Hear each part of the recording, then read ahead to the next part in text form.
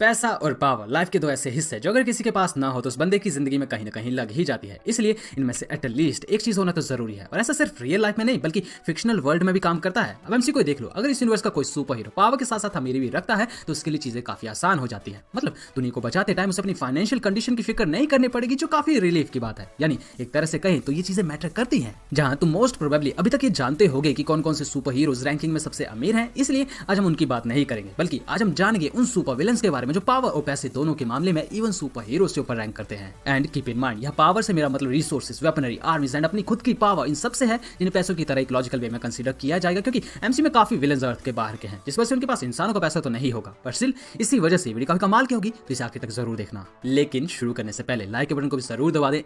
Number 10 पर है वेनवू from शैंग-ची। तो एमसी का असली मैंडरिन एके वेनवू काफी खतरनाक बंदा है, क्योंकि 10 रिंग्स ऑर्गेनाइजेशन के पीछे इसी का हाथ था। ये करीब 1000 सालों से जिंदा है, जिंदा था, एंड इसे अपनी पावरफुल मैजिकल चूड़ियों की वजह से the most dangerous man on the earth का टैग भी मिल चुका है। जैसे हमें एक बात तो समझ आती है, वेनवू ने अपने लाइफ टाइम में 10 रिंग्स को एक्सपेंड करने के लिए बहुत सारे दुश्मनों, गवर्नमेंट्स एंड किंगडम्स को तबाह किया होगा, जैसा हमें मूवी में दिखा भी है। एंड उन सभी की जो भी वैल्यू से भरी चीजें रही होंगी, लाइक पैसा, वेपनरी एंड जमीनें, वो वेनवू ने छीन ली होंगी। इसी वजह से मूवी में हमें उसके कैरेक्टर को काफी ज्यादा शान और शौकत से भरा और डेंजरस दिखाया गया है। उसके पास 10 रिंग्स की आर्मी रह चुकी है, मॉडर्न टाइम्स में टेक्नोलॉजी थी। हालांकि अपनी वाइफ से शादी करने के बाद उसने काफी कुछ छोड़ दिया था, लेकिन उसके पहले और उसके बाद भी आई थिंक अर्थ पर वो सबसे अमीर इंसानों में से एक रहा होगा। एंड इसके साथ ही उसके इलीगल धंधे भी थे, तो उनकी कमाई तो ज्यादा होती ही है। और एक और बात बताऊं, मूवी में उसने ये भी बताया था कि एक टाइम पर उसे मास्टर खान कहा जाता था, और वो करीब 1000 साल से जिंदा है। तो इट कुड बी पॉसिबल कि गेंगिस खान एमसी में वही हो। जहां ये बात प्लॉजिबल इसलिए भी हो जाती है क्योंकि आयरन मैन 1 मूवी में 10 रिंग्स के फ्लैग पर मंगोलियन स्क्रिप्ट थी, और तुम्हें नहीं पता तो गेंगिस खान भी मंगोलिया से ही था। यही सिर्फ एक गैस ही है, बट स्टिल ये सारी चीजें मिलकर और 1000 साल से इकट्ठा की हुई पावर,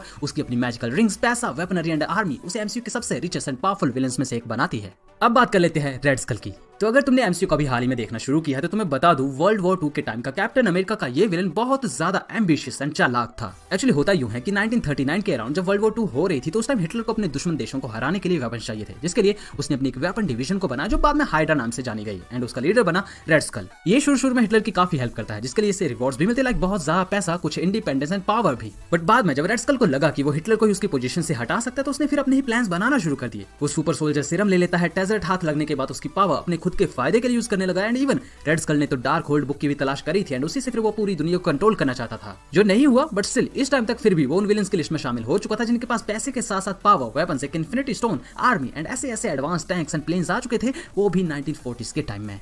नंबर 8 पर है रोनन द एक्यूजर। तो रोनन बेसिकली क्री मिलिट्री का एक फॉर्मर वॉरलॉर्ड था, जिसका मकसद स्क्रल्स को पूरी तरह से खत्म करना होता है। अगर तुम नहीं जानते तो बता देता हूँ, क्री और स्क्रल्स की वॉर कई सालों से लगातार चली आ रही होती है, जिसके कई रीजंस थे। लेकिन होता यूं है कि काफी ज्यादा खून खराबे के बाद क्री आर्मी स्क्रल से ही वॉर हार जाती है, जिसके बाद रोनन के साथ साथ उसके साथियों को मिलिट्री की पोजीशन से हटा दिया जाता है, क्योंकि वो अपने मिशन में फेल हुआ था। एंड इसी के बाद नोवा एम्पायर यानी ज़ेंडार एंड क्री एम्पायर, इन दोनों के बीच भी कई सालों की वॉर के बाद पीस ट्रीटी साइन हो जाती है, जो रोनन को बिल्कुल भी पसंद नहीं आता। उसके अकॉर्डिंग क्री एम्पायर को पहले की तरह ही अपने सभी दुश्मन प्लान्स को खत्म कर देना चाहिए, एंड इसी मकसद को पूरा करने के लिए वो फिर बागी हो जाता है। इसके बाद उसने फिर अपनी पुरानी वॉरशिप डार्क एस्टर को चुरा लिया था, सकारियंस के साथ मिलकर अगेन एक छोटी आर्मी खड़ी कर ली थी, एंड बाद में फिर थैनोस के साथ मिलकर ये ज़ेंडार को तबाह करने का प्लान बनाने लगता है, जिसके लिए थैनोस फ्री में नहीं माना था, बल्कि ज़ेंडार को तबाह करने के बदले उसे ऑर्ब चाहिए होता है, जिसके अंदर एक्चुअली पावर स्टोन था। जो बात रोनन को पता लगती है, वो थैनोस को ही धोखा दे देता है, एंड फिर खुद ही ज़ेंडार को तबाह करने निकल पड़ता है, जहां वो मारा गया था। लेकिन इससे पहले एक बहुत बड़ी एलियन वॉरशिप, अपनी खुद की आर्मी एंड काफी सारे पावरफुल वेपन्स एंड एक इन्फिनिटी स्टोन के साथ ये गैलेक्टिक लेवल पर एक काफी पावरफुल एंड अमीर नहीं बट रिसोर्सफुल विलन की लिस्ट में शामिल हो चुका था। अमीर भी होगा, लेकिन वो फिर एलियंस वाले पैसे होंगे। नंबर 7 पर है मैलेकिथ। तो मैलेकिथ basically Thor the dark world में शो हुआ था। ये डार्क एल्व्स का लीडर है, एक ऐसी एलियन रेस जो बिग बैंग से पहले ही प्राइमोर्डियल डार्कनेस में रहती थी। यानी उस टाइम तक इनका एक बहुत बड़ा एंड पावरफुल किंगडम था, लेकिन बाद में यूनिवर्स बनता है एंड इनका राज एक छोटे से रेल्म तक ही सीमित हो जाता है, जो था स्वर्टलहाइम, जहां स्टिल ये काफी बड़ी तादाद रिसोर्सेज एंड टेक्नोलॉजी के साथ रहते थे। लेकिन फिर जब इन्होंने 2988 BC में कन्वर्जेंस इवेंट के दौरान ईथर की मदद से डार्कनेस को यूनिवर्स में दोबारा लाना चाहा, तो ओडिन के पिता बोर इसे इसकी रेस के साथ खत्म कर देते हैं। जहीं मरा नहीं था, एंड ये अगेन 5000 साल की लंबी हाइबरनेशन के बाद वापस आता है और ये एसगार्ड पर अटैक कर देता है। इसने थॉर की मां को मार दिया। ईथर यानी रियलिटी स्टोन की पावर हासिल करने की अगेन कोशिश करी, जिसमें थॉर इसे इस बार सच में मार देता है। लेकिन इस पॉइंट से पहले मैलेकिथ के पास अपनी शिप्स थी, एक आर्मी एंड बहुत सारे वेपन्स के साथ अदर रिसोर्सेज भी थे, जिस वजह से उन विलेंस की लिस्ट में शामिल था, जो पावर के साथ साथ काइंड ऑफ रिसोर्सेज भी होल्ड करते थे। एंड सेम ऐसा ही हेला के साथ भी था, क्योंकि एक टाइम पर उसने एसगार्ड को कब्जे में ले लिया था, लेकिन वो बहुत छोटे टाइम पीरियड के लिए था, इसलिए उसे इंक्लूड नहीं करेंगे। अब बात करते हैं ग्रैंड मास्टर की। तो अब ग्रैंड मास्टर को रोनन एंड मैलिकिथ से ऊपर देखकर तुम सोच रहे होगे ऐसा कैसे हो सकता है, उसके पास तो कोई आर्मी या वेपन भी नहीं था। तो हाँ ऐसा है, लेकिन याद रहे ग्रैंड मास्टर सकार प्लेनेट का रूलर था। यूनिवर्स की शुरुआत से इन द एंड वो कॉन्टेस्ट ऑफ चैंपियंस भी होस्ट करता था, जिसमें बहुत सारे powerful aliens and Meta humans लड़ते थे एंड वो सभी ग्रैंड मास्टर के कंट्रोल में थे, जिस वजह से उसके पास टेक्निकली एक बड़ी एंड काफी ज्यादा पावरफुल आर्मी तो थी एंड ऊपर से वो एक लग्जरी लाइफ जी रहा था, तो अमीर तो वो था ही। एंड उसके पास कई सारे शिप्स भी थी जिनमें वेपन्स भी थे, बट एक वॉर शिप नहीं थी। बट कुल मिलाकर कहें तो वो काफी सारी एस्पेक्ट्स में ओवरऑल कहीं ना कहीं रोनन एंड मैलिकिथ से ऊपर है, क्योंकि रोनन वैसे भी एक बागी था और ओडिन के पिता बोर ने मैलिकिथ के एम्पायर को मोस्टली डिस्ट्रॉय कर दिया था, तो उनके पास वैसे भी ज्यादा कुछ बचा नहीं था, इसलिए ग्रैंड मास्टर को उनसे ऊपर रखा है। अब बात करते हैं आयशा की। तो ये नाम सुनकर तुम सोच रहे होगे आखिर ये कौन सा कैरेक्टर है, तो बता दूं ये वही गुस्से और सोने के रंग वाली एलियन औरत और सोबरन्स की रानी है जो गार्डियंस ऑफ द गैलेक्सी 2 में हमें दिखी थी। ये आई बिलीव एमसीयू की आज तक की सबसे अमीर औरत है एंड जितना मुझे लगता है इसका प्लैनेट भी बहुत अमीर होगा जिसकी ये खुद रूलर है। एंड अगर तुम इसकी अमीरी देखना ही चाहते तो याद कर लो ये योंडू से किस तरह मिलने आई थी। बाकी इसके पास कितनी बड़ी आर्मी थी एंड शिप्स जो रिमोटली कंट्रोल हो और ऊपर से एडम वॉर्डलो को भी इसी के लोगों ने बनाया था, तो इसलिए ये विलन अमीर तो है ही लेकिन पावरफुल भी है।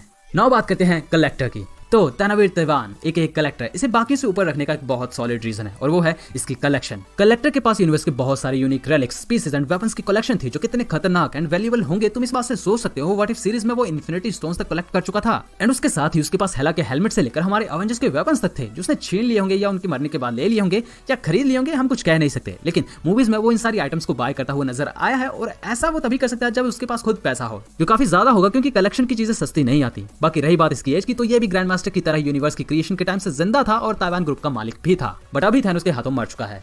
now बात करते हैं ईगो एंड अदर सेलेस्टियल्स की। तो देखो सबसे पहले मैं ये बता दूं अभी तक मैंने इटर्नल्स नहीं देखी है, हमारे यहाँ रिलीज नहीं हुई थी तो मैं ऐसा नहीं कर पाया, but still we do know Celestials creation का काम करते हैं। वो प्लैनेट्स बना सकते हैं, गैलेक्सीज एंड इवन इटर्नल्स और डेविएंट्स जैसे लिविंग बींग्स को भी। यानी एक तरह से कहे तो सेलेस्टियल्स एमसीयू के भगवान की तरह है जिन्हें मारा भी जा सकता है, लेकिन अपनी पावर के कारण वो सबसे ताकतवर है एंड अमीर भी, जिस बात का उन्हें फर्क नहीं पड़ता है क्योंकि जब तुम क्रिएशन ही कर सकते हो तो पैसों को और चीजों की क्या जरूरत होगी। लेकिन still technically ego the living planet and other celestials universe में सबसे अमीर है।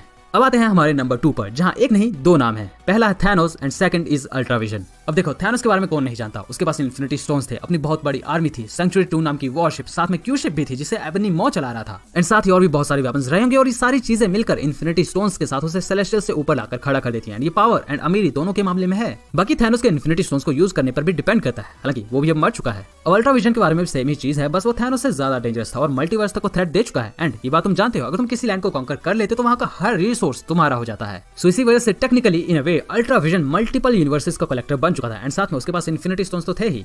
अब नंबर 1 पर आने से पहले हम हमारे ऑनरेबल मेंशंस को देख लेते हैं। पहला है येलो जैकेट, पिम्प टेक्नोलॉजीज का CEO. Second is Obadiah Stane AKA Iron Monger जो स्टार्क इंडस्ट्रीज का फॉर्मर सीईओ था। थर्ड है जस्टिन हैमर, हैमर इंडस्ट्रीज का मालिक। And fourth is Aldrich Killian, Iron Man 3 का विलन जो अपने पैसे एंड माइंड को यूज करके सबसे गंदे वाली पॉलिटिक्स खेल चुका है क्योंकि इसने यूएस के प्रेसिडेंट तक को ऑलमोस्ट मार दिया था। नाउ अब आता है हमारा number 1, he who remains aka Nathaniel Richards. Multiverse को कंट्रोल करने वाला वो शख्स जिसने टीवीए को बनाया, रियलिटीज को इरेज कर सकता है, अलाइज जैसे मैटर खाने वाले बींग को उसने कंट्रोल किया था, इन्फिनिटी स्टोन्स तक उसके लिए कुछ नहीं थे एंड वो जिंदा भी पता नहीं कब से था और ऊपर से रहता भी समय के एंड पर था। मतलब उसकी ये सारी कैपेबिलिटीज उसे मल्टीवर्स का सबसे डेंजरस बींग बनाती है एंड अमेरिका तो सवाल ही नहीं उठता क्योंकि उसके लिए इन्फिनिटी स्टोन्स तक भी कुछ नहीं थे। बट ये अकेला रहता कैसे होगा ये बात सोचने वाली है। तो गाइस ये वीडियो यहीं पर खत्म होती है, कैसी लगी कमेंट्स में जरूर बताना और ये भी जरूर बताना कौन सा कैरेक्टर तुम्हें सबसे ज्यादा अमीर एंड पावरफुल लगा।